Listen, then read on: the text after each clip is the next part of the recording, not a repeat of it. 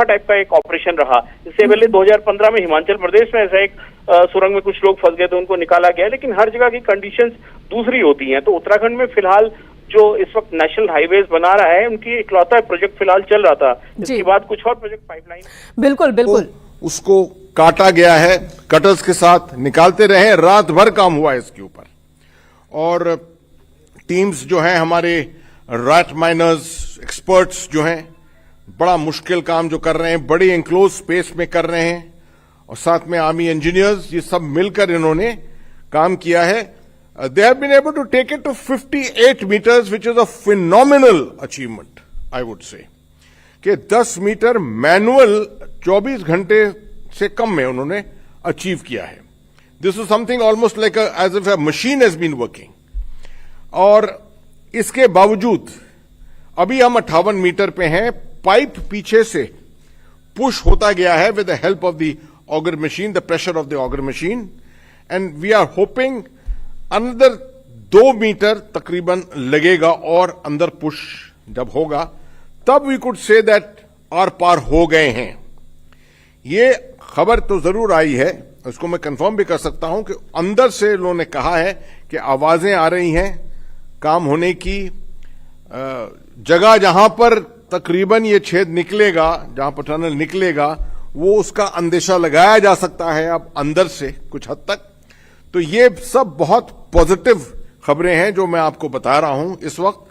मगर याद रखिए कि अभियान जब इस तरह का चलता है, जिसमें 400 घंटे से ज्यादा हम इन्वॉल्व रहे हैं अभी तक, पूरे सेफ्टी प्रिकॉशन, आखिर तक सेफ्टी प्रिकॉशन जो है वो अपनाए जाएंगे।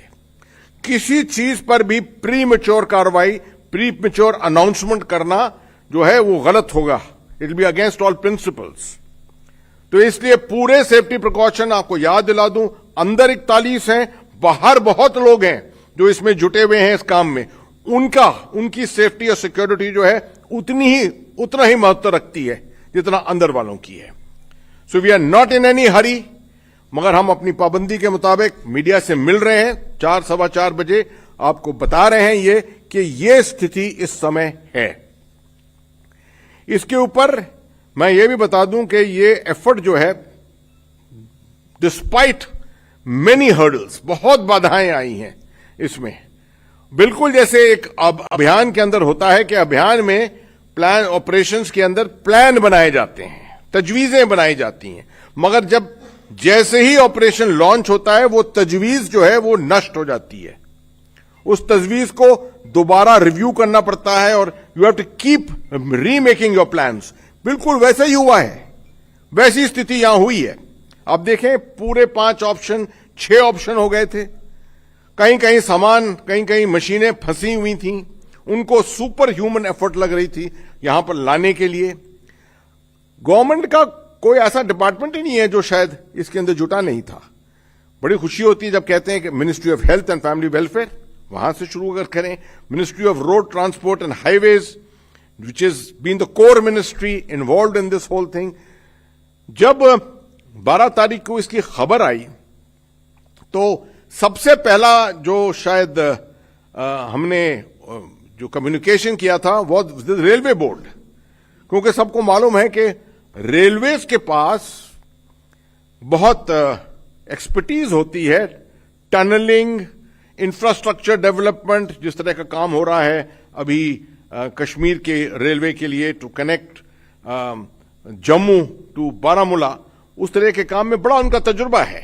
तो the first thing was made to the railway board and to the railways to bring their expertise forward, and from there it started and different agencies have joined in from time to time. Indian air force का काम, NDRF का, जिसकी 2 team वहां पर लगातार काम कर रही हैं, all kinds of jobs that the NDRF has been involve with.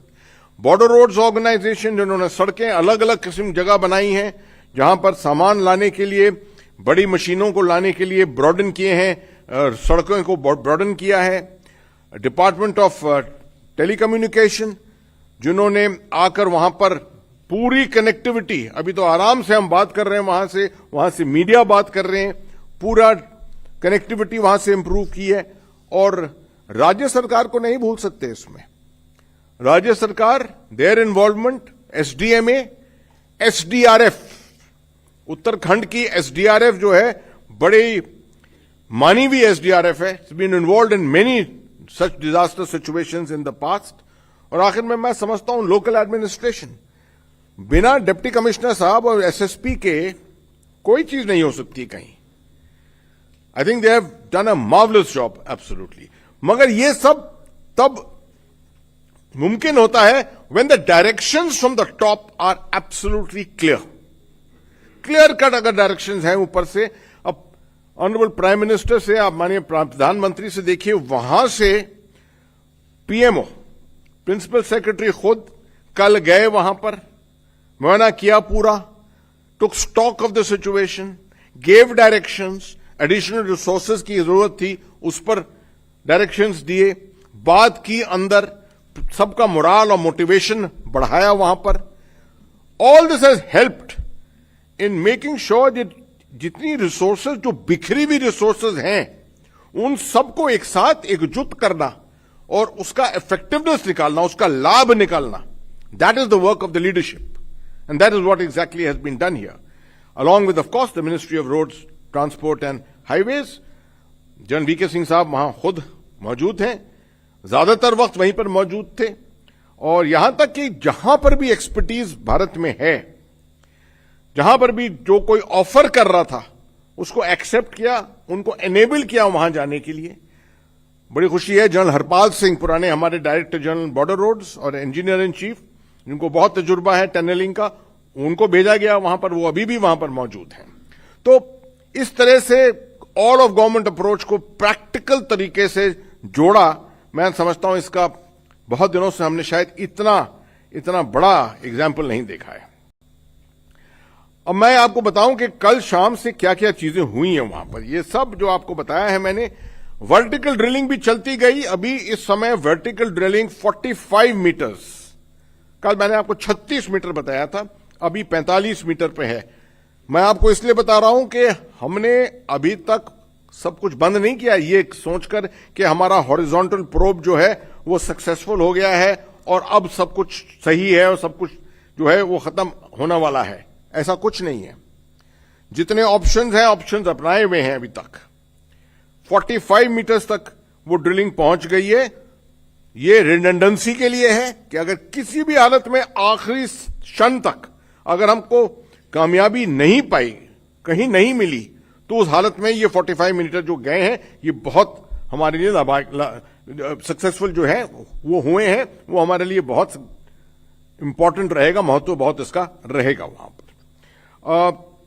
बाकी जो एफर्ट्स हैं पीछे से वो भी चल रही हैं, ब्लास्टिंग की भी चल रही है। तकरीबन 12 मीटर वहां पर अचीव हो गया है। जो बाकी मशीनरी आ गई है उसको अभी स्थिर रखा हुआ है कुछ जगहों पर, मगर जैसी जरूरत पड़ेगी अगर, तो वो सब मूवमेंट वो भी शुरू हो जाएगा। मैं आपको बताता हूं चंद एक बातें कि जब इवैक्यूएशन फेज आएगा, और हम उम्मीद करते हैं कि जल्द से जल्द आएगा, प्रार्थना करते हैं, उम्मीद नहीं करते हैं, प्रार्थना करते हैं कि जल्द से जल्द ही आएगा। तो एनडीआरएफ का इसमें रोल बहुत इंपॉर्टेंट है। 3 टीम, 4 जवान की टीम, 12 लोगों की वो बनी हुई हैं, अंदर जाएंगी ऑर्गेनाइज करने के लिए। ये पूरा वो फ्रेश है, ऑर्गेनाइज करेंगे जाकर अंदर। एसडीआरएफ एनडीआरएफ को सपोर्ट देगी। साथ में जो हमारे मेडिकल पर्सनल हैं, पैरामेडिक्स, वो जाएंगे अंदर। एक पूरा मेडिकल प्लान बनाया हुआ है जो एग्जीक्यूट होगा ग्राउंड पर। पूरा जो लेबर है उसको ब्रीफिंग उनको इसके मुताबिक दी है। स्ट्रेचर्स के ऊपर, स्ट्रेचर्स के रिसोर्सेज, वहां पर स्ट्रेचर अगर किसी हालत में फंस गया तो वो कंटिजेंसी में किस तरह से उसको निकाला जाएगा, ये सब भी देखा गया है। ये अंदेशा लगाया है कि एक एक इंडिविजुअल को, आउट ऑफ द 41, एक एक इंडिविजुअल को तकरीबन 3 से 5 मिनट लगेंगे निकालने के लिए, ईच वन इंडिविजुअल। तो आप लगा सकते हैं कि आउटर लिमिट अगर हम देखें कि 5 मिनट अगर लगाते हैं एक इंडिविजुअल पे, वो तब एग्जैक्टली कंफर्म होगा जब पहला, दूसरा या तीसरा इंडिविजुअल निकलेगा। अगर 5 मिनट का भी अंदेशा लगाते हैं तो हम 3-4 घंटे, ऑलमोस्ट 3-4 घंटे लग जाएंगे, क्योंकि गैप भी होंगे बीच में, कुछ कंटिजेंसी होगी, कुछ इक्विपमेंट शायद टूटेगा, कुछ होगा, तो इसके मुताबिक आप 3 से 4 घंटे इसका अनुमान लगा सकते हैं। पोस्ट इवैक्यूएशन जो है, जब सब के सब निकल गए हैं बाहर, तो मैं ये भी बता दूं आपको कि अभी भी वहां पर चिनूक हेलीकॉप्टर, बड़ा वाला डबल रोटर का हेलीकॉप्टर, वो चिन्यालिसौर जो एयरफील्ड है 30 किलोमीटर दूर, वहां पर हेलीपैड भी है, बिल्कुल साथ में हेलीपैड भी है, वहां खड़ा हुआ है। उसका लास्ट टाइम है 4:30 बजे। उसके बाद वो जो है रात के वक्त नहीं फ्लाई करेंगे उसको। 4:30 बजे के बाद अगर ये डिले हो गया, डिले हो रहा है इस वक्त, तो अगले दिन सुबह उनको लाया जाएगा। वहां पर होल्डिंग फैसिलिटी है, 30 बेड की फैसिलिटी है वहां पर अस्पताल में, डिस्ट्रिक्ट हॉस्पिटल में, जो बिल्कुल तैयार है इस वक्त। और 10 बेड की फैसिलिटी वहां पर साइट पर है, जो भी तैयार है। तो इसलिए मेडिकल इंफ्रास्ट्रक्चर और मेडिकल वेलफेयर की तरफ से कोई गुंजाइश नहीं छोड़ी है, वो सब ठीक रहेगा। रात के वक्त चिनूक हालांकि फ्लाई तो कर सकता है, मगर मौसम भी इतना ऐसा नहीं है और इतनी, मैं समझता हूं, इतनी अर्जेंसी भी शायद नहीं होगी। अगर बहुत ज्यादा अर्जेंसी है तो रात के वक्त 1 या 2 कुछ एम्बुलेंस के अंदर जल्द से जल्द नीचे ऋषिकेश उनको लाया जा सकता है। साइट के ऊपर ट्रायज किया जाएगा, प्रायोरिटाइजेशन किया जाएगा, जैसे कैजुअल्टी प्रायोरिटाइजेशन किया जाता है। हालांकि ये कैजुअल्टी नहीं है, मगर उसके बाद लाकर उनको जब नीचे हॉस्पिटल में वो दाखिल होंगे एक्चुअली, तो 48 से 72 घंटे की मॉनिटरिंग होगी सबकी। क्योंकि जब ह्यूमन बॉडी इतनी देर तक आइसोलेशन में, तकरीबन आइसोलेशन में, away from normal human activity रहती है, तो उसके ऊपर अलग अलग किस्म के असर आते हैं, based upon your physiology, based upon आपके साइकोसोशल मेकअप क्या है, तो उसको मॉनिटर किया जाएगा। कभी कभी हो सकता है कि किसी के ऊपर असर ज्यादा हो, जो कुछ घंटों के बाद साबित होने लगे, just to foreclose that possibility. ये मॉनिटरिंग तकरीबन 48 से 72 घंटे तक चलेगी। मैं समझता हूं कि मैंने ज्यादातर चीजें आपके लिए कवर कर ली हैं। इसके सिवाय के मैंने आपको सिर्फ ये नहीं दिया है कि फाइनल सिग्नल नहीं दिया है कि थ्रू एंड थ्रू रोशनी आ गई है, टनल बन गया है। मैंने आपको आखिर में मैं बताता हूं कि 2 मीटर अभी भी जो फाइनल पाइप्स का पुश था, करना था, वो फाइनल पुश अभी भी हो रहा था जब हम उठकर यहां पर आए। मैं समझता हूं कुछ वक्त लगेगा, अरसा लगेगा, इसके बाद भी शायद आपके पास खुद फोन कॉल आने लगे, तो आप समझ सकते हैं कि थोड़ा सा हमको सबको इंतजार करना पड़ेगा। अब मैं हैंडओवर करता हूं चौहान साहब को, कुछ बातें उनकी तरफ से टेक्निकल चीजों के बारे में वो आपको सुनाना चाहेंगे।